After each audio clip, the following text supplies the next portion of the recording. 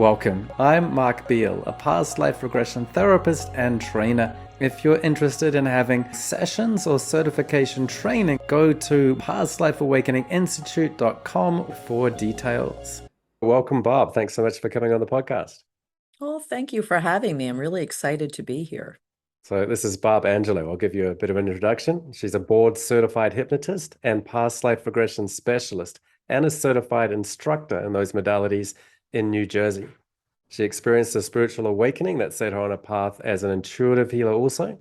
So she combines hypnosis with channeling and clairvoyance to help others connect with their own higher wisdom and spiritual beings. You can find her sessions at barbangelo.com and her training at barbangelohypnosis.com. Go to her YouTube channel, Barb Angelo, that includes past life stories. So anything you'd add to that introduction? Short and sweet. I like that. Okay. I could, of course, go on and on and on, but then Well, we all will. can, right? Yeah, we'll Good. go. So today we'll go on and on about your story about entering the hypnosis profession and the phases you went through, and the spiritual awakening that affected you, and then your past life regression specialization. So we can hear about your work practicing and teaching hypnotherapy and past lives, your past lives stories from yourself and clients, about your channeling and your spiritual awakening, and about the discoveries you've had in the realm of spirit releasement therapy. So a lot to look forward to over the coming time. So I thought we could start with some context about, we all have to awaken from something and we're all born into a cultural context. So where were you born? Where'd you grow up? I grew up in Cherry Hill, New Jersey, suburban, typical kind of suburban town. Grew up Catholic. So I always had a lot of questions. And I never really asked them, but I used to question things even in church. And even as a young child, I knew there was something more. I love the idea of Jesus, of Christ, of all of those things. But then I had a lot of other questions. And I have to say, one of my anxieties was thinking that this was it. When I died, it was over. And even as a 6-year-old, I would lie in bed thinking about these big philosophical questions, what happens when we die? And I always felt a little bit different than other kids, but I didn't express it or talk about it. It was always in here. Right. So how was your culture and your family, your town towards healing or spirituality? There's the Christian church, but besides that, in terms of the holistic healing you've gotten into now. Oh, it was non-existent. So I'm 61 years old, and all I remember, and I was fascinated with, like, the local psychic. We would have a psychic fair when I was a teenager, and I remember going and wanting someone to tell me my future and all the good things that were going to happen to me. But other than that, there really wasn't much of anything. And it wasn't until I was in my probably early 30s that I started hearing about things or knowing that there was a community. And that was thrilling because, again, I wasn't sure what I was looking for, but I was looking, Okay. seeking something. Going into your early 30s, did you have another career before being a professional hypnotherapist? I worked in the restaurant business for years. That brought me to my job at NFL Films, where I met my now husband. That was 25 years ago. So Okay. I was head of the in-house catering department. I love food, love working with food. I like the hospitality end of it, talking to people and interacting. And they would have, when I say celebrities, people coming in to edit or shoot things. NFL Films is an amazing business. And if you know football, you know NFL Films. And I did a lot of sales. I did a lot of outside sales, which was okay. Okay. And so what kind of transferable skills did you find came across? You know what it is? I feel like I have my clients are today, actually, this afternoon, I have a professional athlete coming in. I work with attorneys, I work with ER doctors, I work with house husbands and housewives, I work with kids. I feel like I can relate to almost every single person that comes in because I've done so many different things and I've worked with people and all kinds of people over the years. Yeah. So I think that has really helped me being able to really have a conversation with just about anybody. And also, I've always been interested in therapy, and I find it fascinating to get to know people and ask them questions about themselves. Yeah, that's a pattern I noticed coming up. I think it's really helpful. A lot of people might think, oh, if I want to do the things that Barb's doing, I should have had a psychology degree and been into it in my 20s, whereas I find a lot of people who get to where Barb is have had a previous path, and the professionalism and the transferable skills is really helpful. And I don't know, you're a teacher as well, so we have that in common. Yeah. Do you find what I found lately in my classes, they're older and they may be in corporate America or doing something like that, and they're looking for a change, or they're also looking at it as when I transition, say I retire or take the buyout from the company, Yeah. that they're saying now I want to do what I really want to do, and this fascinates me, and I want to help people this way. Yeah, absolutely. In fact, there's very few people in their 20s, and it's mainly 30s, 40s, 50s, 60s. I trained a Yes. 70-year-old this year. And yeah, so even people that are retiring, but certainly mid-career changes. But yeah, I think that's useful, the kind of life experience. So actually, let's back up a little bit. You had those experiences with the church, feeling there's something a little bit more. But did you also have experiences with inner intuition as a child? Oh, I did. And even then, I wasn't sure what it was, but things that I remember it becoming stronger when I was in my teens. And I remember saying things like predictions. This is going to happen. I knew my father was going to have a heart attack. Yeah. And so when he did about 4 years later, I knew exactly, I said, here it is, here it's coming. So I was prepared for it. I remember stating to my friends that I wasn't going to get married until I was older, and I was going to marry a man who was divorced with a child.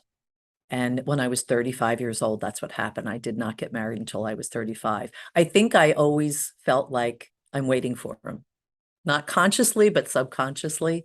And I dated different men. And I remember thinking, no, I just be patient, be patient, be patient. So I had those things. And I remember just thinking, isn't that normal? Doesn't everybody do that? Yeah. And sometimes my friends would look and go, whoa, like, why are you saying that? And I would just say, because I know that. But I always assumed, and now, even now, I think most people don't even trust their intuition. They don't think they have it. It's there. They don't let it come out. They don't let it kind of guide them. They look at Yeah. it as a separate thing or a weird thing or they dismiss it constantly. Yeah, that's another archetype. I think, it's useful to have experience in other professions, and that's not a disqualifier. But I think people still remember and notice, oh, you know what? I actually did have some sort of connection to healing, to spiritual awakening, to my sub or superconscious mind, but I sort of tucked it away. And as I got into the world and had to take care of business, so there's that part where we have our feet on the ground and we put away that part that has our head in the clouds. I think to Yeah. be able to retrieve that and then have both of those becomes really useful. And then the tucking away process is quite interesting as well, because it can almost be a kind of a dark night of the soul. In order for us to make a change, to go onto the healing path, there has to be some sort of dissonance with what we're doing. So did you Yeah. experience that kind of thing? Oh, yes, I did. It's funny as you're saying it now, I'm remembering in my 20s being, and I don't want to say depressed, it was anguish, I think. I knew I was supposed to be doing something else, and my friends had, to me, boring careers. Go to the office, you do your thing. On Friday, you have happy hour, you live for the weekend. Yeah. And it took a while for me to really discover what it was, but I used to feel that all the time. And it was like something raging inside of me, not raging, but there was two parts to me saying there's something there, and the other part saying, I don't know even how to look for it. So when I did have my spiritual awakening, which was after I learned hypnosis, I remember in this state that I was having, and it was a very mystical occurrence. The first thing I thought in my head was, oh my gosh, I've been waiting for this all my life. And I was, but looking back now, talking about like people in their 20s, in my 20s, if that happened, it wasn't the right time. Yeah. Um, it was being patient and knowing it's there and then kind of waiting. Let's back it up a bit. I want to come back to the spiritual awakening. There's a real illumination that happens. But I think what's also interesting is before that, there is a dark night of the soul, a bit of anguish, a bit of, things aren't right. And I think it's useful to have a preceding career, but it's useful to really get out of it. And if people sort of get stuck in it or resigned to it and never, and awakening is also something that can be ongoing and have various stages. So even the awakening, in order to to go into hypnotherapy. What was it that led you to that? How did you even deal with some of the things that you're going through, the dissonance at earlier times? Did you do any other kind of therapies? Did you do reading? Yes, I did talk therapy. I found a great therapist, and he really helped me. Of course, in your 20s and early 30s or whatever stages, it was always being very self-critical. I should be this, I should do this. And he said, why?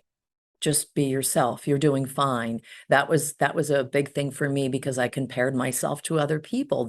What they were doing with their lives, and I knew it wasn't for me. So he really helped me with that. When I have clients come to me now that maybe have pretty large issues, I always ask, have you been in therapy or are you in therapy now? Talk therapy, Yeah. because that's a great stepping off point. It's when you get to you're through the talk therapy and you go, there's still something else there, that's where we come in. The Yeah. hypnotherapy, the past life regression. And it was Brian Weiss's book. So that was in the 90s. I found that. I don't even know how I found it. There was no real internet at that point. And I remember reading it, and as a Catholic, feeling kind of my questions were not being answered. I knew what reincarnation was, but until I read the book, I remember the hairs on my arm standing up and going, oh my God, this is it. This makes sense to me. So that kind of got the ball rolling for learning hypnosis. What, the stages. First, you have to learn hypnosis. Then I went in and did more training. Always wanted to do past life regression work, though. So that was my goal, to get to that point. So is reading Brian Weiss's book, Many Lives, Many Masters, was that what actually got you into doing hypnosis in the first place as Yes. well? Yes, because he mentioned, of course, that the bridge to all of this is hypnosis. I think a couple of years later, I actually had injured myself and was on short-term. I used to think the universe how it works. Yeah. My foot, I had two fractures. I was an outside salesperson. I couldn't drive for 8 weeks, I think. And I started a hypnosis training. I found it and was able to take this hypnosis training. And I did it again, thinking, I'm not sure what's going to happen with this, but I know I need to start here. And that's how I started. So that's an awakening experience in itself, reading that book. Hmm. And so you got your hypnosis training and started practicing. How long was it before you got into doing past life regressions? Well, this is interesting because as I was in training, so, part of the training is doing self-hypnosis, and I bought, the CDs. I still listen to those lovely, I like the kind of celestial soaring music. That's what really opens up my crown chakra.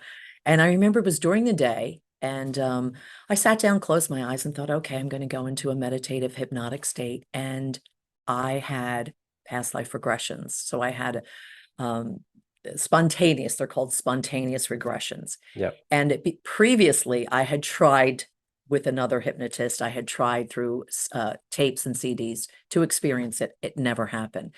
So I put it aside, and that's when it happened. So I tell people now, it's like a feather. If you keep trying to chase it and catch it, it's going to be elusive.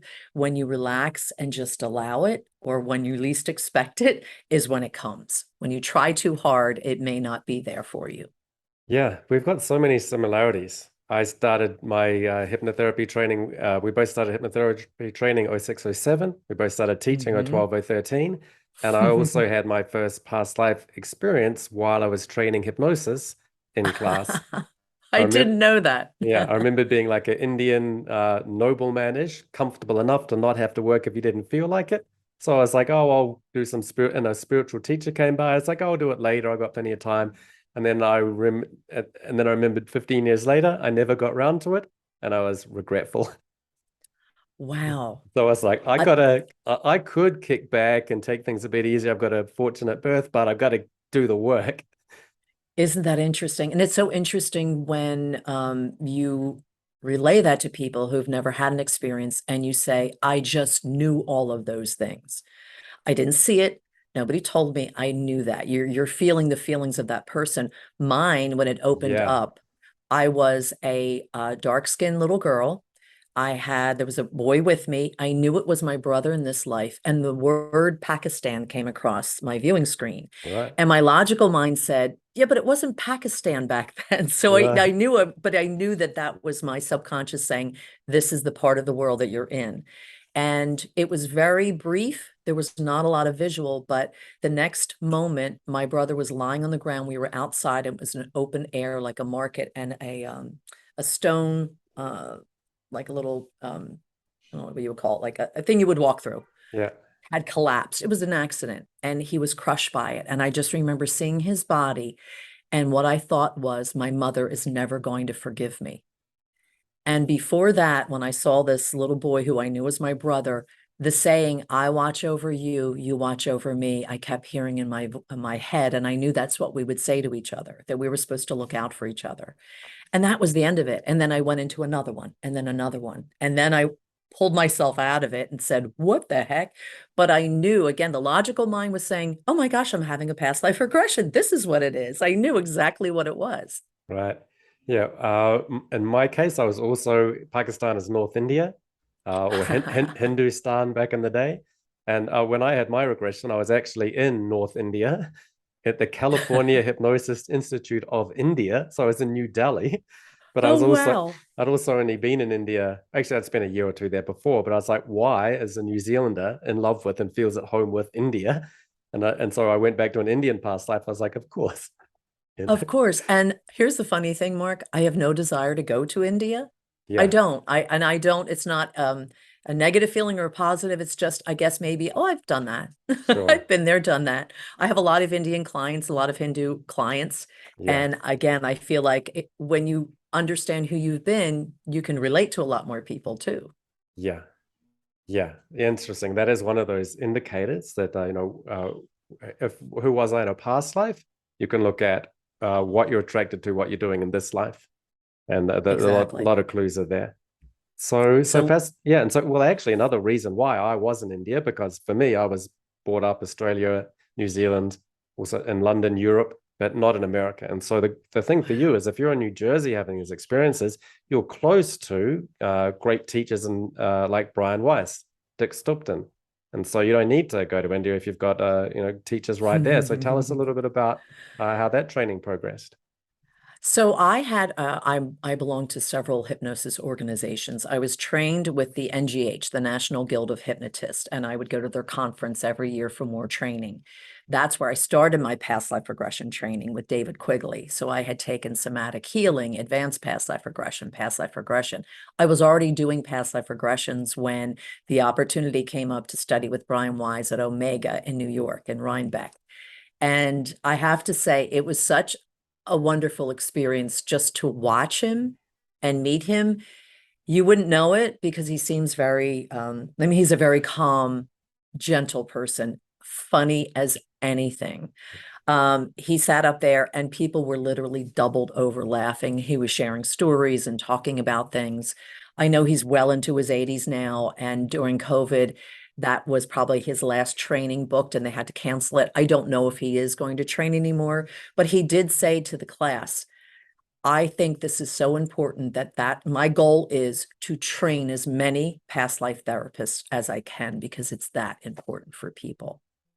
But I always remember when you were talking about just talking about, who we've been and how we can relate. And he said, I always tell people, if you have a culture or a race that you do not like or you hate, you better watch out because you'll come back as someone like that to experience it. And a guy yelled out, I hate rich people. And everybody, of course, had a good laugh over That's that. pretty So good. I still tell that story. I love it. That's how funny he was. But it is funny because here I am, when people ask you, well, what's your background? Who are you? Well, I'm Welsh, I'm Irish, I'm this. And I don't say I'm also Hindu, I'm all these other different lifetimes I've had. So when people claim just one kind of nationality or one culture, one race, I laugh because you probably are a lot of different things in the past. Yeah, that's great. So a progression. So you meet a master in a book, you get to meet him in real life. That's pretty Hmm. fortunate. Yes. You go on to do a lot of sessions. And so that's actually another thing. A lot of people may think, well, where's my magical illuminating experience? And you put in the work before the really light part kicks in, but there are Yeah. ongoing little awakenings that come along. And I find also that really the practice, giving sessions before becoming a teacher or some of these experiences, just giving those sessions in itself is a form of spiritual practice and enlightening. So did you find the same thing in your first few years as a full-time hypnotherapist and past life therapist? Yes, you really do. And when I train my classes, I'll say, you're not going to be experienced in everything, of course, but then that's how you gain your experience and gain knowledge, because there's always going to be that one that comes up and you go, uh-oh, I've never seen this before. What do I do? And I'll tell them, just keep asking questions. Even if you keep saying, now what's happening? Now what's happening? So once in a while, you do get an unusual, someone who's nothing but a star, a being of light zooming around the galaxy. So when they come in and they say to me, have you ever met someone that wasn't from here? I'll say, mm-hmm. And it usually turns out that they have that experience, not just being in a human body. Yeah. Okay. So the more that you do it, and again, sometimes people now especially want things fast and they want to master something fast. It takes a lot of years of really just doing the work. And that's how you put it in, and that's how you learn. And I sometimes will say, I feel bad sometimes charging money because I get such an experience from it. I learn so much from it. Yeah, I think it's like doing the work, doing all the prerequisites, but also not getting stuck in one part of work. And so a lot of people really love learning, and but they spend their entire time taking courses, or you can read books about doing it, and you love reading about doing it. But I'd say, put the book down and read, and like you do have to do the meditation. So I was really read a lot, and then I'd meditate a lot, and I'd do long retreats. And one of the messages I got at the end was, in order to further your meditation practice, you're going to have to stop meditating, or you're going to have get out into the world. You're going to have to meditate and do sessions with not just connecting with your superconscious, but with the superconscious of other people. And I found that really was a next step and a really enlightening, helpful part of my own spiritual journey, which is assisting other people with theirs. And as you say, just having those early experiences in the first few years of going, I cannot believe two people could share such beautiful, powerful, super conscious, connected experiences, and being able to guide people through that and be part of it is such a privilege and such a joy that it's such a payoff and such a and even, and as you say, like selfishly, how great to be able to be part of it. So that's an excellent thing for people that are thinking about doing this kind of training. Maybe I'm not enlightened yet, so I don't know if I can do it. Well, you get it along the steps, and just putting one foot in front of the other, and doing varieties of practice. And so that's even one thing I find is, how do I get better and better at past life regression? And it's not necessarily reading another 50 books on past life regression. I find it's pretty helpful to study the wisdom traditions of the world and do practices like meditation. So have you had the same experience, or? Oh, exactly. And I'm one of those people, I'm a woman who doesn't buy shoes, I buy books. So I'm always, especially if I listen to a podcast and somebody has a book, I'll say, I'm going to order that book. Even if it's not 100% what I'm going to do or interested in, if I get a couple of things that I can work into my practice. But I have met people too who they want to master it before they even go out and do it. Yes. It's not possible, especially with this. Yep. Yeah. You're never going to be 100% prepared. You really aren't, but you've done the work. So I'll say to people, I know my scripts. We all know the inductions. We know our techniques. I have a general script that I could say in my sleep. But then I'm waiting to see what's going to happen. And that's when you're really listening and you're asking a lot of questions. And you're going wherever they take you. You're in for the ride with them. You're not, pulling them on the ride. You're kind of guiding them somewhere and then saying, here you go. Now tell me what's going on. And that's the exciting part when you get to that. I can't wait to see what's going to happen. Yeah, no, that's great. So we can come back to this illuminating experience that you had. So tell us a bit about that. I'm going to tell you a little bit about it because I don't want to go into it too much. And it's let's just say it's unusual. So here's me. After I had this experience, I Googled to see if anybody had the same experience. Nothing. For a few years, actually, I questioned and asked people, and they would look at me and say, what? I had been a hypnotist for a few years. I had been doing past life regression. all the things we talked about, reading books, workshops, all of that. And one night, an ordinary night in the summer, I was at a neighbor's house and with another neighbor, and it's, we're just chatting and talking, having a cosmopolitan, one of those summer nights. And all of a sudden I thought, you know what, I'm done. I want to go home. And they looked at me and I said, I just feel like I just want to go home. It was early. I walked across the street and I sat down and I turned the TV on and the screen went red. It literally, and I looked, I thought, what the heck's wrong with the TV? So I went into my bedroom, did the same thing. I had been learning Reiki, and there are symbols that you need to memorize. So as I'm kind of sitting in bed, I decided, let me try to do these symbols with my hands. And after about 10 seconds, my hands started moving by themselves. And I'm watching going, this is interesting. So these symbols that are kind of detailed, I'm doing them upside down, backwards, but I'm not thinking about it. My husband walks in the room. He said, what are you doing? And I put my hands down. I got up. I was in a trance and walked past him and walked back into the other room. And for the next hour and a half or 2 hours, I had an experience where I was present, but something else was kind of moving my body. And I was doing a lot of these. It reminds me of Bollywood. So talking about being in India, I still don't know exactly what it was, but that's when I had that. I've been waiting for this my whole life. It felt so freeing and so joyous. And I couldn't see anything, but I was having a telepathic kind of conversation with, still, I don't know. Yeah. I do know, but it wasn't like a person walked in the room and was having a conversation with me. And I remember in my head, after a while, I was repeating these wonderful kind of sayings over and over again.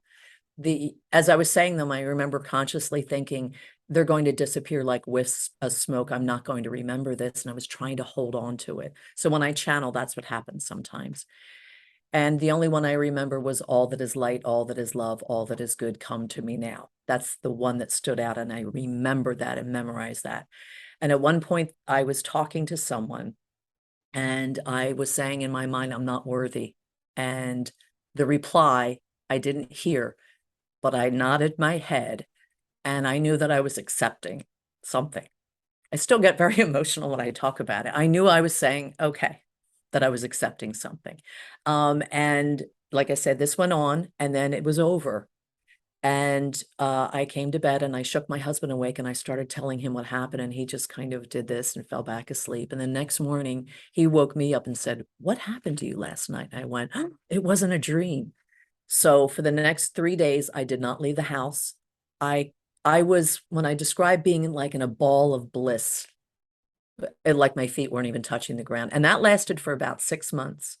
I could not conjure up a negative judgmental thought, nothing. And I remember thinking, oh my gosh, I looked at everybody with just immense love and kindness and compassion.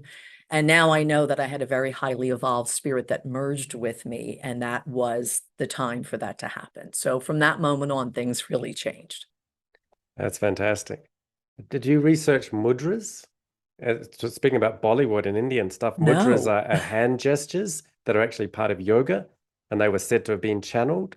And they are things that people will do asana where they put their body in certain positions, and they'll do mudras where they put their hands in a sequence of positions. I think I just remember, and it was the synchronized kind of beautiful flowing movements. Okay. And I was watching myself in just awe. And this is what happens when and it's not about something possessing you or you're not yourself. It is allowing something where you're being guided, but you're still there and you're very present. And of course, what I tell people now with spirit guides and different things, how you can tell is the feeling, love, overwhelming love, just wonderful peace, joy, and all of those things that it's just an incredible experience. Sure. Well, this comes back to what I asked you about, the reading the wisdom traditions of the world, because and they do say that a lot of the a lot of books are dictated, channeled, given to us from on high. The Ten Commandments, the Quran. In Hinduism, asana and yoga is something which people go into trance and then discover a lot of the asana sequences. So it's something which is coming through them. rather than they're sitting down and figuring out with their conscious mind. And what I find is by reading those wisdom traditions, you then get tuned to them, and then you are able to have a mind merge in a way. But the interesting thing as well is you just read a little bit of it, then you have those experiences, and you go back and read those texts or do those practices, and you're like, oh, and you understand them at a deeper level, and it's more like remembering it than reading it and learning about it. And I think that's really useful. Does that make sense? Exactly. And here's me, a Catholic girl from Cherry Hill who's never been exposed to any of that. I had done some yoga. Yeah. That the whole time, in my mind, it was, I'm not worthy of this. What is this? Not me. So I would think, I'm just me. Who am I? I'm not a spiritual leader. I'm not a great yogi. And it was very adamant. So since then too, I work with masters. I work with master teachers. People have seen Mother Mary on my face, and Jesus. It feels very awkward for me to say that, but I know that you understand. But it's not me. It's the idea that people are capable. This is what's possible. So I have to take my ego out of it and say, I'm not the great person. I am here, though, as a conduit, so I can accept that I am that conduit. Sure. And part of what we mean by spiritual awakening is awakening to who we are. And the big part of that is awakening to what you're not. So we can get very bought into the identity of I am this person from New Jersey or New Zealand. I have this educational background. I have this job. I have my depression and anxiety, and we really buy into that. And so that judgmentalness is so significant because even that story you had about I had this bad thing happen to me as I broke my leg, or hurt, whatever it was, but then the good thing was I then was able to take another step on my spiritual path. So there's that Zen story about, is it good or is it bad? Well, let's see. And nothing good or bad ever really happens. Things just happen, or karmic actions. Things only happen. Nothing good or bad ever happens. We may think it's so, but that's not quite the case. So I love this non-judgmentalness because, that's, the anxiety and depression is us judging ourselves, and anger, irritation, frustration, rage is judging other people. And the minute you drop all of that, then what's left over is the blissful part. So why are we clinging on to this thing? What's getting in the way of our... And I have to say, it wasn't a struggle for me, but I confided only in a few people, a handful of people. I didn't know many people in the spiritual community at this point, and I had so many questions. And it took me a long time to really accept and understand what had happened. And working with Dick Sutphin, he's passed a few years now. I had a training with him out in Arizona, and then I had a private session with him. And he was so excited because he said, oh, this is going to be so much fun because we're going to ask these questions and you're going to channel the information. So I was able to get the information through my own self and understand. And then that really, it was one of those kind of, oh, okay, I really do need to accept this now and understand it. And it doesn't overwhelm me, but I still question. My ego still says, why me? I'm nobody. That's how I feel.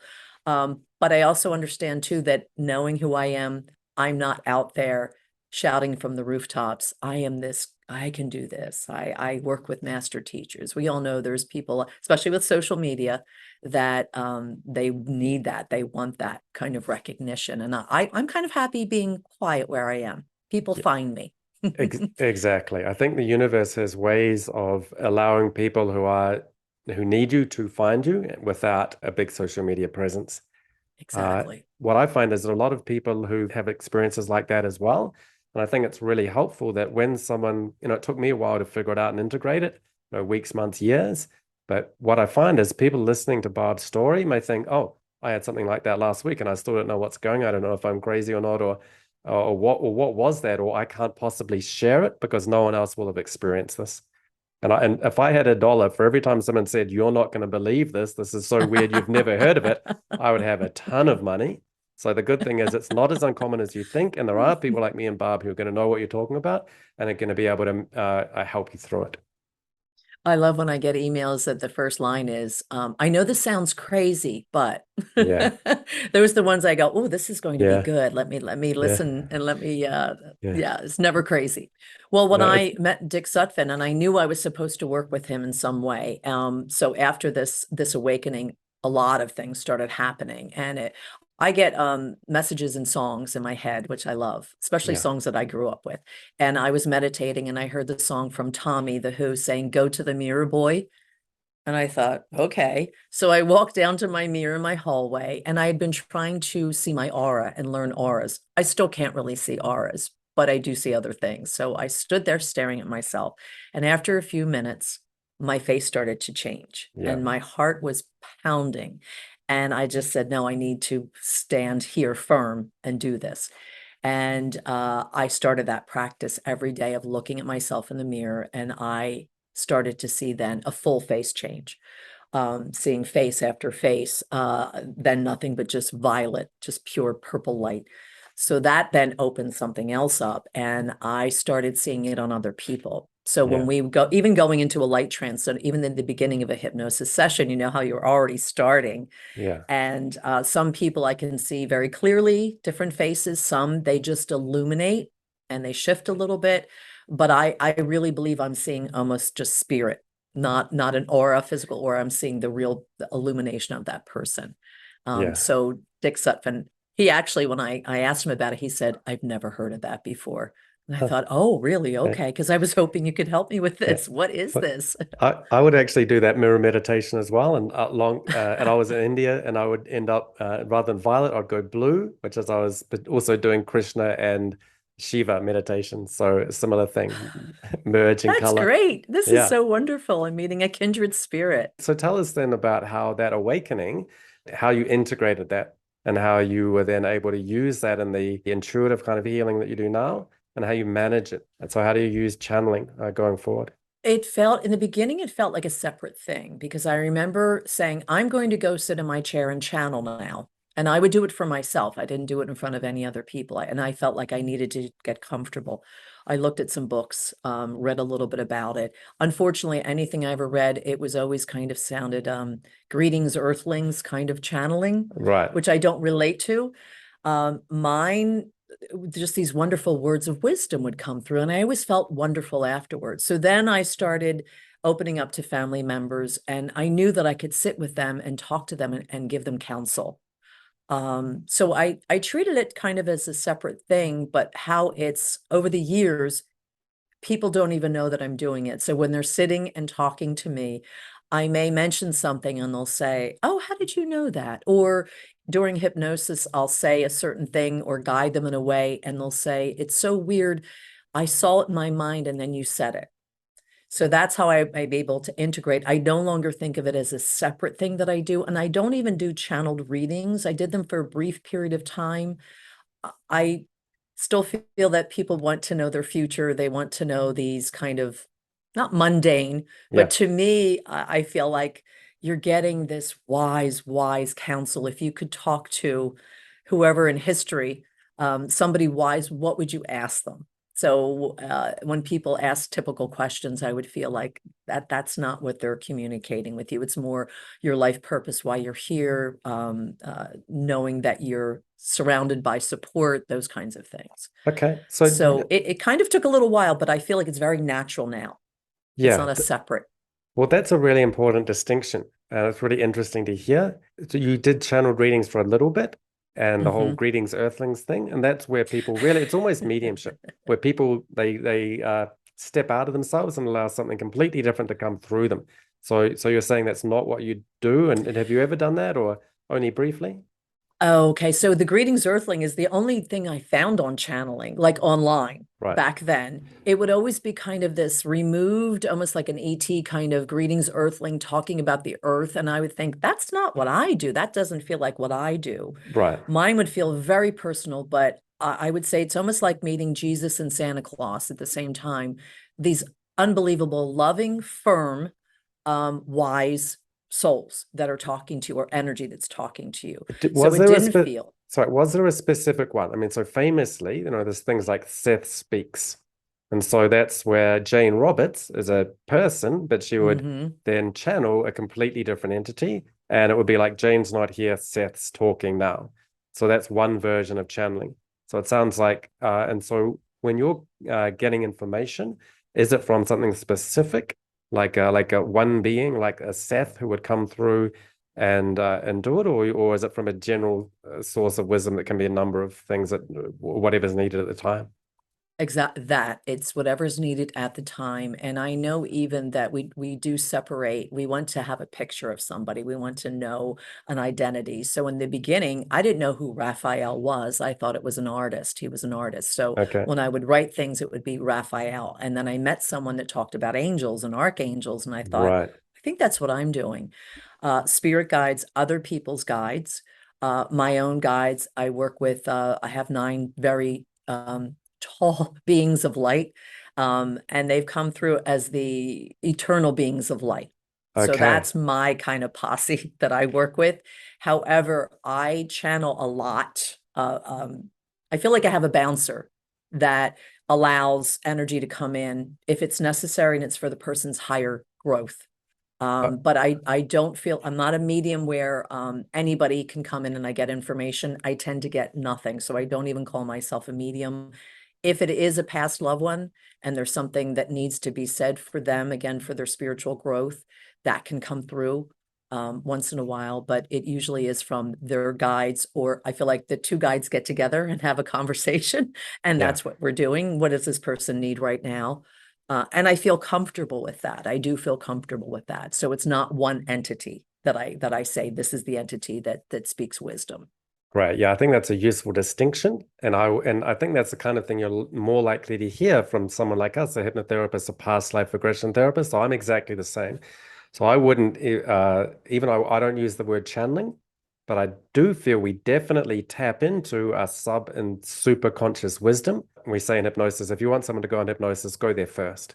So I'll go into a hypnotic state myself, and I want you to Yeah. access your super conscious wisdom. So in session, I'll feel that I'm accessing my super conscious wisdom as well, but I don't feel a need to personify it, call out to an individual, give them a name, because then that's Yeah. kind of another version of self. I think there's an ultimate universal wisdom you can tap into, and I'll have exactly the same thing. How did you know that? I think just wisdom is enough in its own, Yeah. and as Yeah. something to be able to tune into, and because that's we want to get the higher wisdom out of our clients, and that's part of the spiritual practice of giving sessions to people, as you have these sort of magical moments where you start to feel, maybe I'm a bit psychic because you're really tapping into, and you can, if you can lean into that and get into channeling on the psychic side. But I think a lot of hypnotherapists or past life regression people notice that they are tuning into those kind of things, but may never give it that kind of terminology. But the terminology and names you do give are interesting, and like Raphael, which is an archangel, and Michael is another one. So I wouldn't even Mhm. say I've got angels or guides that or channels that I connect with, but I'm like, oh, well, actually, Michael comes through all the time. And when I was living in Bangalore, Sai Baba would come through a lot, for sessions. You mentioned about being a skeptical spiritualist, and I'm also okay. So you said you're this and that, angels or guides. Then I'm like, okay, so put your money where your mouth is. There's a therapeutic resolution we're doing with this person. What do you say to them? Then they'll go ahead and read the textbook. I'm about to say it, and then they'll say it for me. You know, so then it becomes the Yeah. client saying it, and they're using their words. And so we're eliciting their inner wisdom from them, their inner wisdom. And the other fascinating thing is you interview them pre-session, and they stumbling around, they're doing their best, but honestly, not too wise. And then you just ask them the questions, and they come up with mind-blowingly wise things. Unbelievable. And I love that. And that's why I like the idea when I was saying I don't like to do readings. I think it's so important for the person to experience it and to have it come through them and they hear their own words. Because you could go to 10 psychics. We all know people that go to mediums and psychics all the time and they're looking for that answer that if they don't get it there, they're going here. It's not helping in your spiritual growth. If you're serious about really growing and learning more about yourself that way, then it needs to come from you. And to have someone like you or I, they feel safe. They feel that you're professional, that you know what you're doing, and they can do that in that space. They feel very comfortable and safe in that space. Yeah. And yeah, really giving them every chance to say it themselves is important, not tripping out on I'm the wise one who tell you. Think we're really about Exactly. where we're getting the wisdom out of you, and blow me away with what you can do. And I'll give them every chance Hmm. to do that. And I believe in the resources and the wisdom they have. And I'm not that interested in, in myself, you know. And but as a facilitator, it's amazing. Uh, Yes. And as a channel, again, I kind of, somebody had told me I was a channel, so I just said, okay. And, but I never, what I read about other channels, I thought, but that's not me. And that's not how I feel like it works. I'm fully present. I Yeah, feel like I step aside a little bit, but the words that do come out, Barbara's going, well, that's brilliant. The words are coming out. This is wonderful. But yeah, they kind of still fade away like wisps of smoke. I'm fully present at that time. But afterwards, I'll have a discussion with the person, and they'll ask me more questions and I'll be able to answer them, or they'll bring something up and I'll say, oh, I forgot I said that. yeah. But at the time, you're fully present. And everything you're saying really is in alignment with the principles of past life regression therapy, between lives regression therapy. So in past lives and between lives, we've got spirit guides, we've got a soul group of people that we incarnated with, and then there's a soul Mhm. council that can guide us, and that guides us as an individual and as a therapist. And so we can take a client into that scene where they can meet their soul council, and for you to have wise beings as well that can assist in the session itself. So this is all happening for the purposes of therapeutic resolutions of people's issues as well, isn't it?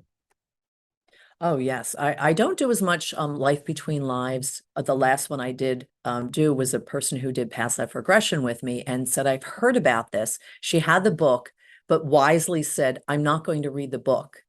And Yeah. everything, I love how she went into the a circular library and her guide handed her a big book and all of the things that happen in these sessions, but she had no idea. She didn't read about it first, which is great because then when you read, you say, oh, that happened. That's exactly how it happened with me. And it becomes very real. Oh, I love that. And that's reading the wisdom traditions of the world, and but not too much, so that when you do read it, you're like, oh, I knew that already, even though I hadn't read that part. In my early days, I'd have clients come in for past life regressions, and I was a little bit like, well, they've just read Brian Weiss's books, and now they're sort of just, they know the formula, they know the general style, and they're just sort of going along with that. And when I met people who like knew nothing, talk about like not wisdom, not into any of this stuff, and really wonder why they're even coming for sessions, and they'll come up with exactly the same things out of nowhere. Yeah. And so Yeah. there's still only anecdotal evidence, but it's amazing to see people with no background whatsoever just go word for word, have textbook sessions according to what books say it should be, and then you see, wow, and that the level of credibility that it gave me in my early days, that was important and just fascinating to see.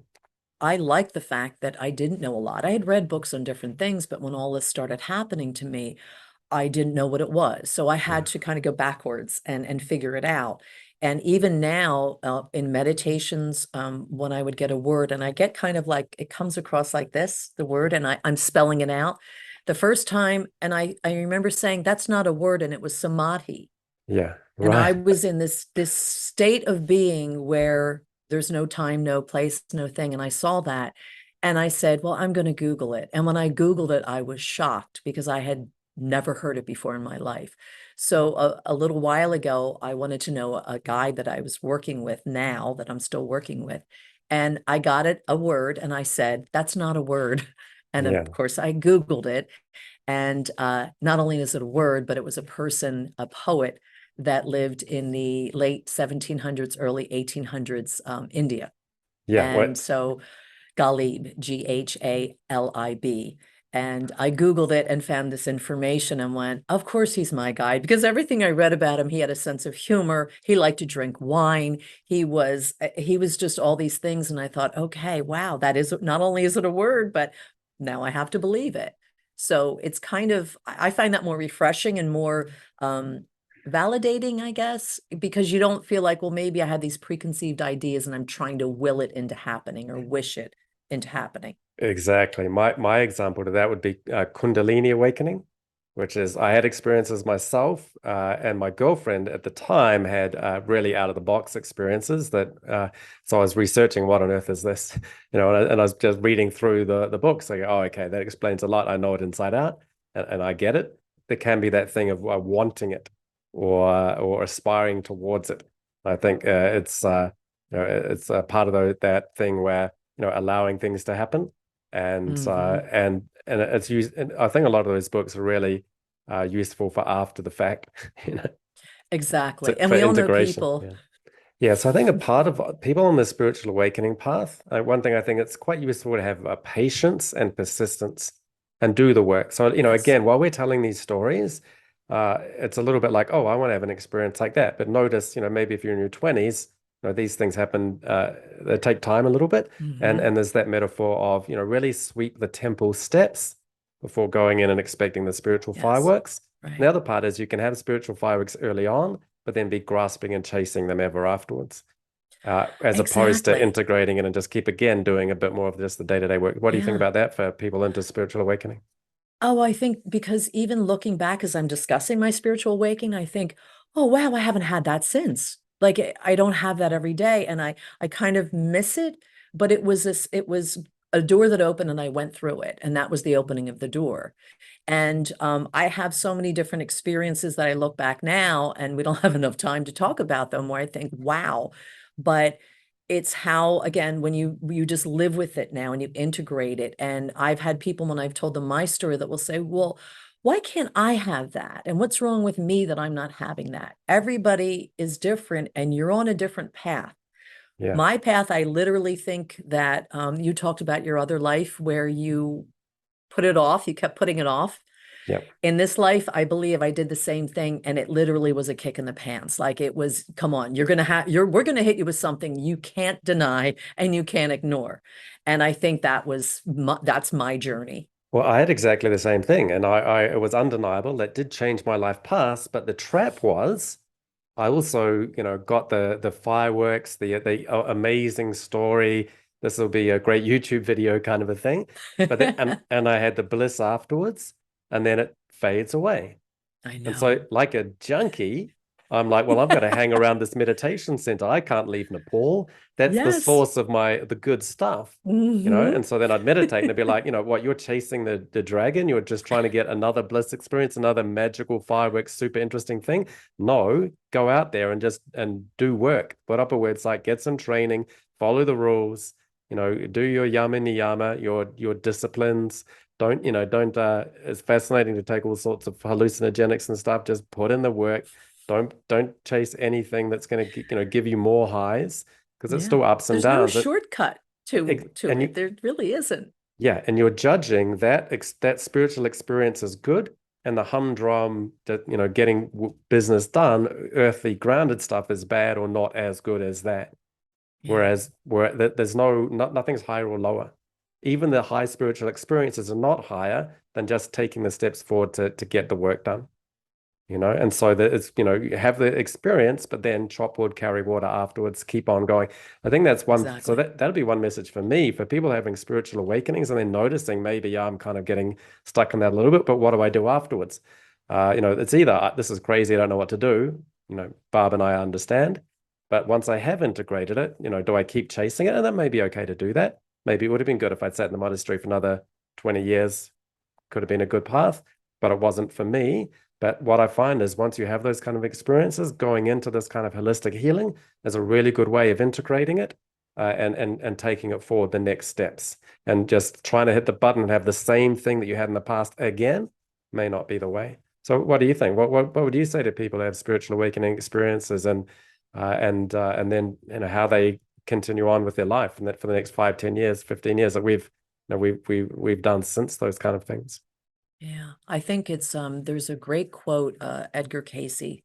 Um, there's a book, How to Channel Your Higher Self, and there's different chapters that I love, little short chapters about his readings, and he talks about past lives. Yep. And he, like you said, people just want to explore. He said, past life shouldn't be about I was Bob that lived under a tree. It should be, what am I learning? What do I need to learn? And the quote is something like, take the information you've been given and do something with it. So in other words, instead of I just keep wanting more and more and more, Yep.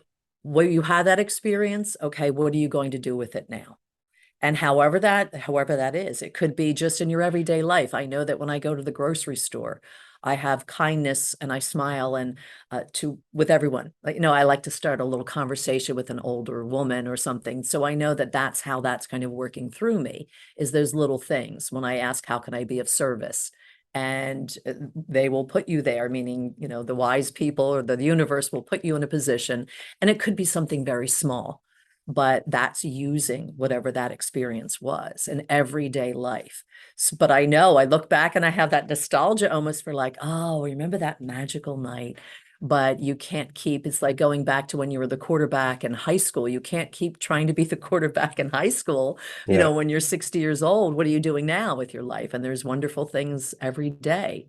Yeah. So it's still chopping wood and carrying water. When I did my first channeling experience in front of a group of people, I had them at my home, and there was a medium there working with me. And there was a woman who she was in remission from cancer. She was not very spiritual. She was kind of gruff. She came with my sister and she was sitting there. We were all had our eyes closed. And I went over to her and I could feel something, the energy coming through me. And the first thing I thought was Jesus. And I still was thinking, oh, that can't be right. That's, it's probably not Jesus. But I just let myself feel what I wanted to do. And I went over and I put my hands on her one leg. And I knew that she was going to die, but it wasn't anything. It was just that knowledge of whatever it was that came through me, she needed. And afterwards, she opened her eyes and she said, I saw Jesus in a bubble, and he told me that I got cancer to help grow my soul. Talk about wise words. This woman was not that way, her personality. And everyone was crying, and all her friends assumed that meant she was going to be cured of cancer. She died 6 weeks later. She was trying a new kind of therapy. And do you know that when she died, she came to me and came through me and spoke to my sister. And when we talk about spirit attachments or being a medium, that's my ability, because I know it's for somebody's higher growth. But I have to tell you, not being a medium every day, I could feel the energy and it's almost like overwhelming. And I knew I had to talk to my sister, and I said, there's something I need to tell you. I don't know what's going on. And she came to my house and I blurted all this out. And she said, oh my gosh, that's Barb, the person who had died. So I believe that synchronicity was she needed to come to my house. She needed to have that experience, because then she could come through me and trust me to be able to deliver a message that was very important. Okay. And what that message of transcendental kind of wisdom was it? The first thing that she said to my sister was, do not fear death. Yeah. Well, that just comes back to that point about not judging anything as good or bad. And so when the other group members got that message, they were like, oh, that's good. That means a good thing happened and she'll keep living, which isn't a human interpretation of good or bad. And her interpretation is it's good that I got cancer because it helped my soul expand. And that's not by staying in the body that's older and older with cancer. Your soul expands by leaving the body. And so, and therefore dying is not bad. We're judging that as bad implicitly. Yes. The fear of death is simply a judgment that death's not as bad or wrong. Yes. And that Scary. judgment is just simply incorrect. Yes. Yeah. And the feeling, because again, I feel that whatever the spirit. So it was completely calm. It was beautiful. Yeah. And when someone said, and then the medium said, well, Jesus was here in this room. I saw him. Yeah. So again, having that, everyone assumes, well, Jesus heals, but nobody lives forever. So the healing was in her experience and what she experienced to grow her soul. Is that spiritual awakening is understanding what the self is. And so that assumes that Jesus heals the physical body. And if he doesn't, he hasn't healed. But that's also a very limited perspective. Jesus heals the soul. Exactly. And she left the physical body, met Jesus, met the disembodied energy in Christ consciousness, and was healed by that. She got her healing. Just not in the body. She got a better healing, The reason why she needed to speak to my sister when she said, through me, do not fear death, my sister broke down and cried and said, I think about death every single day and I'm terrified, but I've never told a soul.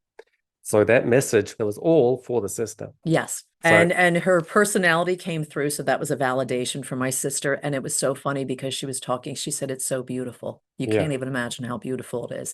And then she said she was with someone else who had passed and dropped an F-bomb. So my sister knew it was her, and she burst into laughter and said, that's her. And even as I'm saying, I'm going, I don't know if I should say this or not, but I'm glad I didn't hold back.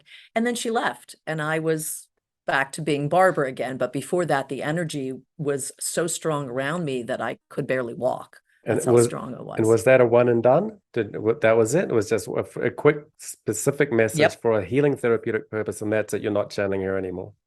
exactly. Perfect. Exactly. And that's what happens. I've been told that when I channel, they clean up. They did this. They clean up afterwards. It's Cool. in and it's done and it's. Yeah, well, actually, we're talking about clinging on a little bit as well. And so, you can cling on to your spiritual awakening experiences, but you can also cling on to your mediumship ability. Oh, I'm special now. I can do this, trick. I've got the siddhi. In India, we call it a siddhi, or a special psychic ability. Or, the sister could say, oh, she's cute. If she were to say, got to come back every weekend to talk to my sister, well, then you haven't, then you're still clinging on. So it's that there's a real Exactly. therapeutic resolution there in getting the message and then moving on with your life, like we're saying. Yes. So that really applies in mediumship and that resolution. So then it was really resolved. Right. Take what's been given, like Yeah. Edgar Casey say. Take what's been given. And move on. Right. And not keep looking for the next. It's what am I going to do with this? And maybe it's really thinking about it every day, reflecting on that every day. But, the way that you can honor the memory of your sister is not by, getting her in every weekend for a chat. It's by, getting on with your life, and like not living in fear means that you can live in clarity. So she's got that great clarity about it's not that she got rid of her fear. She just became more clear.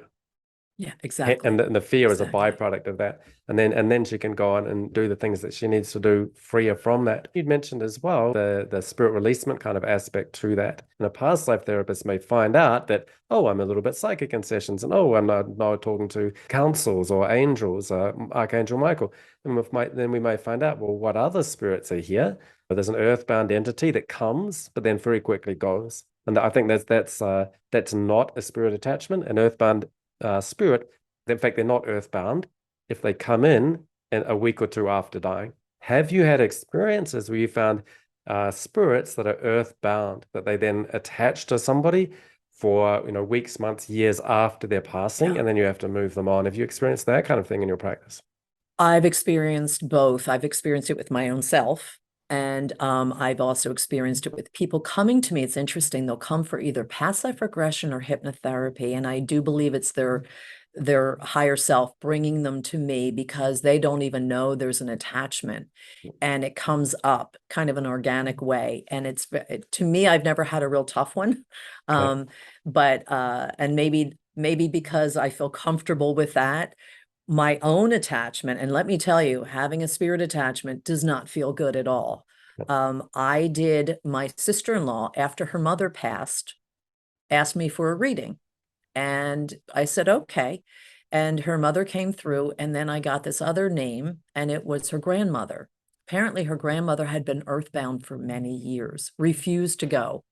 She had people from spirit that came, and she said, I don't know them. I'm not going with them. She was a very tough woman. But because I had this reading and she then realized, okay, I'm going to attach to her because I kind of called her in, I guess, not even realizing it. And for the next, it was probably almost 2 weeks or maybe at least a week. It was really awful.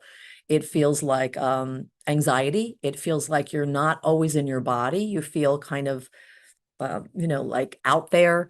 I felt nauseous. Didn't know what it was, but thank goodness had many people around me who all put the pieces together of the puzzle, and another medium who was able to talk to her. She didn't know she was dead. She looked down and she had no body. She had gone to her old house. The house had been condemned, and she was just wandering around and kind of like not real happy. So she clinged on to me. And this is why I think this is so important. I love that you're doing a lot of spirit releasement. If I was not in this world of the spiritual world that we know, that we're familiar with, I would have gone to every doctor, every therapist, would probably be on a lot of medication and still not understood or been able to resolve what it really was. But my own brother, who's not a medium, but had a dream about it. I mean, we're talking, all these forces were working with me, and we understood it was her. I actually one day thought, well, let me do this. I'll get rid of her. I went into my back office, and this is a great story because, again, looking for the validation. I want to know that this is real, that this happened. I live in a rancher. My husband was working for the NFL. He's retired. So I'm saying that only because it's an unusual word that would come up in a phone conversation with work. I went in, I sat down, and I brought in Archangel Michael, and I said, she wasn't going willingly. And I said, you need to go. And I had this visual in my mind of literally two angels had her under her arms like this and were carrying her away. And at that moment, I felt, oh my gosh, I'm back. I feel so much better. I'm myself again. And I remembered to ask for a sign. And as I was opening the window, kind of for air, my husband was on his cell phone. He was walking by, and I said to myself in my mind, I want to hear the word peace, either a peace sign, the word peace, or something in the next hour, because I need to know that that really happened. And at that moment, he walked by and said, in the middle of a conversation, yeah, that guy's really at peace with himself, and kept walking. And I went, thank you. That was very quick. And that was my experience having an attached spirit to myself. So I know what it feels like. And I was happy that I was able to do it, and Right. literally bringing in angels and saying, you've got to go. You Yeah. can't be here. She was an earthbound spirit, but this is the distinction I'd make between someone who died very recently within a couple of weeks and someone who's been there for years. So at that time, you were also doing channeling or a little bit of medium stuff with that one. Is that just a recap? Yes. Right. Yes. And And so, she came in for a visit. She came in yeah, to the but two of then them. but then she stuck around. So this is one thing I She will say stuck to around. people who do channeling or mediumship work. And so I teach spirit releasement therapy. I've got courses online, and I do it as a mentoring thing as well. And in fact, most of the students or people that take it are mediums, healers, therapists, doing channeling in one way or another. Mm. If you work with earthbounds enough, sooner or later they'll think it's a good idea to hang on to you. And then you probably want to know how to deal with them. And there are a lot of ways you can deal with it. A lot of times they will go pretty easily, but sometimes they need a little bit of conversation and persuasion, but also really enlightening. And so I know you can have angels come and take them away. That's also not going to work with every type of being, particularly dark force entities or some earthbounds. There's some extra steps that I teach that are useful. And particularly, once again, it's also not just telling them, you're in the wrong, you need to go, we're going to drag you out. Part of it can be, but let me ask some questions. When did you pass away? Who came and got you? If you were to look up and see your spirit guide. And so then they can get in touch with their spirit guide or your soul group members, your loved ones. So your sister, your mother, your aunt. And what do they say to you? And then they'll say, hey, you need to come. And so when they hear it from them, they're like, oh, it's her idea to leave. And that's another thing as well. I want confirmation that these ones have taken her away. Earthbounds can be a bit tricky, and they can pretend to go and then sort of hide and then sneak back a little bit. And so that's a really useful experience. And it's that difference between someone who's just passing by for a short time. So that's one of the consequences. If you think, oh, I had this amazing experience and I talked to an earthbound, the week after she passed, and I think I'll talk to her again, a month later, then the nausea, the I don't want this anymore can kick in. And that's where spirit releasement can be pretty helpful. When did you read or find the book of William Baldwin, Spirit Releasement Therapy? So it was recommended in one of my trainings before that, I believe, years ago. And it's funny because I ordered it, I opened it up, I started reading it. And when it got to the part about demons, I literally threw it across the room. I said, no, I'm not going there. I don't want any parts of this. About a year later, I picked it up and read it again. And the first time I encountered an attached spirit, and it was an attached past life spirit entity, which is interesting. Yeah. I just remembered his book, and so I asked a lot of questions. So I did remember that. The interesting thing about that book, Mark, is I can't find it. It disappears and then reappears. I don't know where it is. I looked for it for this session for our conversation, and I said, oh no, it'll turn up. It disappears and turns up. I don't know where it goes, but I think when I need to be reminded, and that's why I took your course, I had already read the book, I had already done some spirit releasement, kind of just by the seat of my pants. And then when I saw your course, I thought, I think I need to be refreshed. And of course it came up probably a week or two later. Something came up that I needed to know about. So when I think I need to be refreshed, that's when the book comes up again. It reappears. Yeah, it's a big old thick book, so you're doing well to lose it or for it to disappear and reappear. But And yes, it's not in print anymore. You can't find the original one anymore in print. is that right? Okay. Yeah, it's Okay, very yeah. hard. Yeah, and so that's that part. And so there can be spirit release has got a number of phases. Sometimes it's, I noticed, I was channeling and I noticed something's hung around and I have a little quick chat with it and it leaves. And that's also an interesting thing about that Baldwin's book, is it has so much past life regression in it. And Hmm. so for people that are mediums or channelers, just learning SRT from scratch, I think it's really helpful to be a past life regression therapist. In fact, people have to really, in fact, I don't think I train people if they don't know how to do past life regression as well, because you often have to do past life regression on the entities. What we do is we get into hypnosis and as you said, we ask a ton of questions. And those Hmm. questions are often regressing them to all of the reasons why they're stuck and have been deceived or are clinging on to something from the past. And so it's really just, cluing them into reality and getting them to update it. Hence, they decide to leave themselves.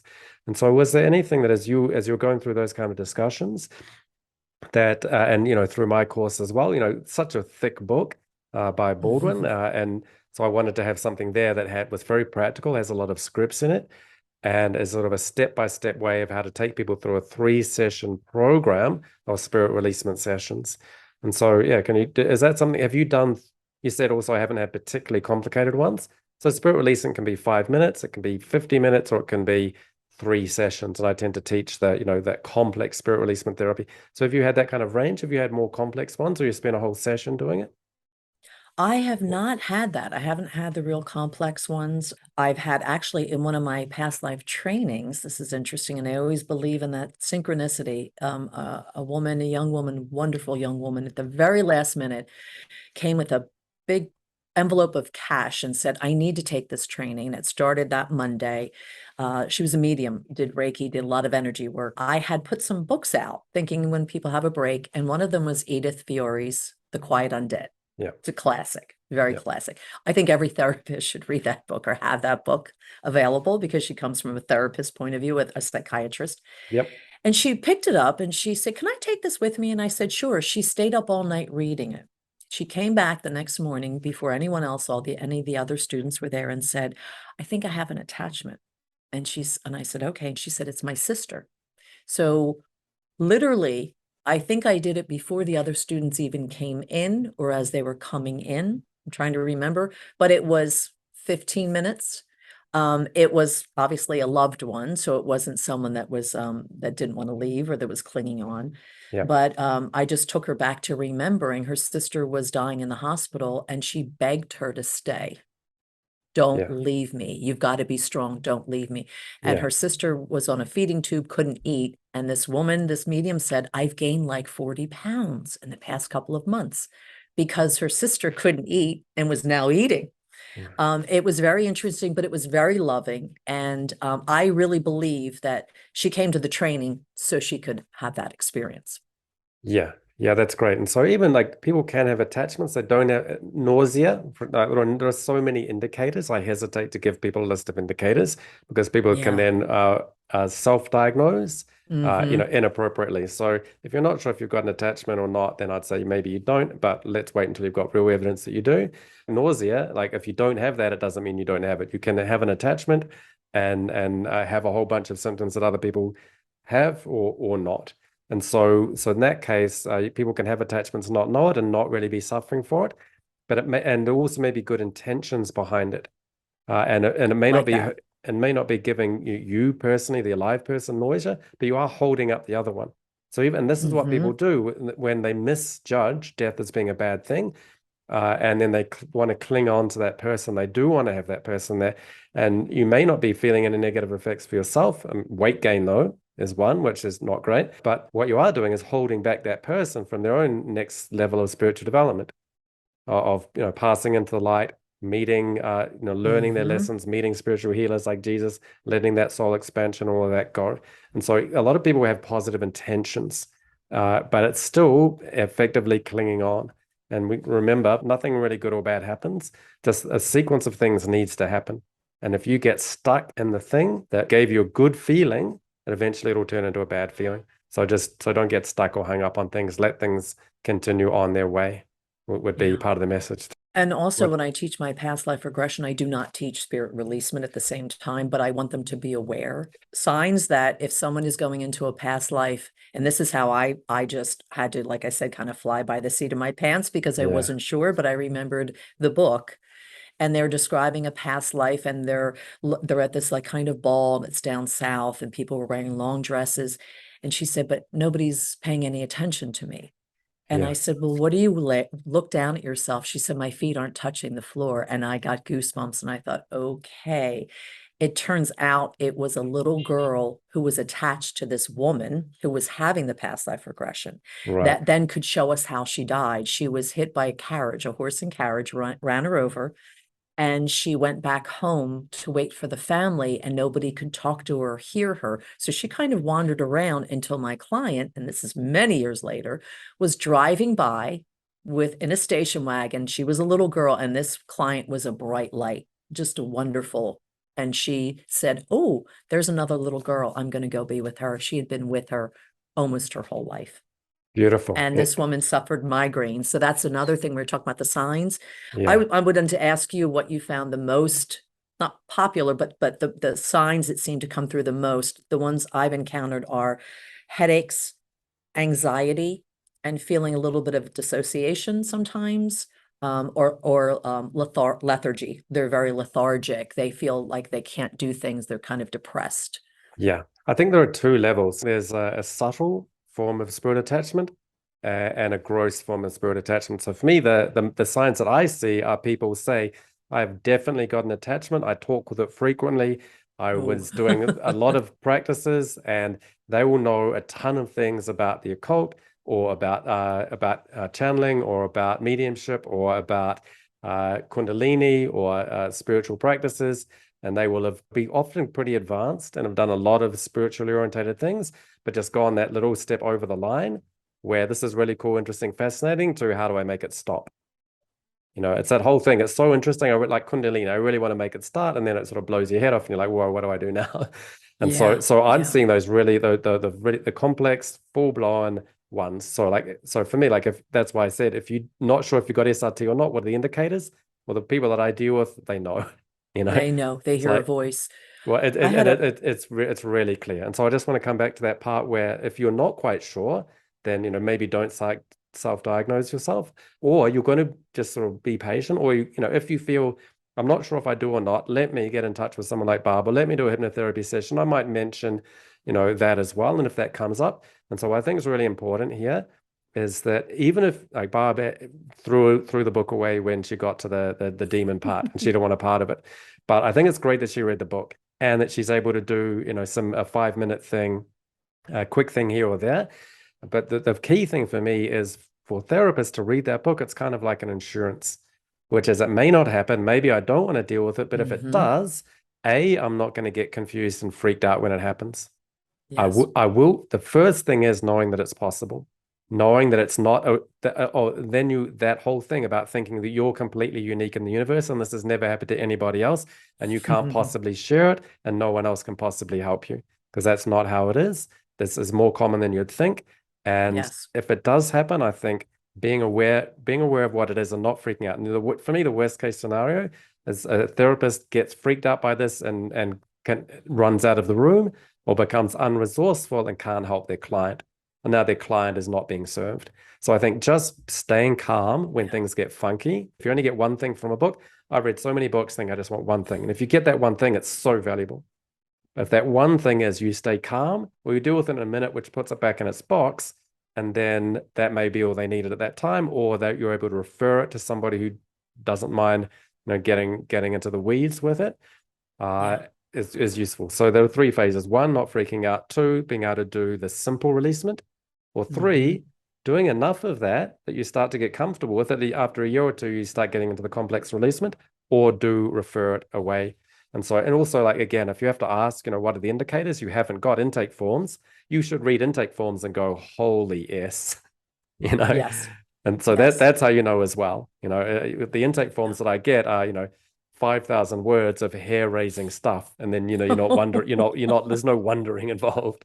Wow. Wow. I'm not at that level, but I'm glad you are because I'll say sometimes I don't know if that work is for me, but I'm so glad other people are doing this work because you're drawn to it and you're good at it. And maybe there's a reason why mine are, let's just say, kind of lighter or not as complex, because maybe I wouldn't handle it in a way that I wish I would, or maybe there is a part of me, who knows, there'd be a little fear. I feel like I don't have the fear, but I don't know.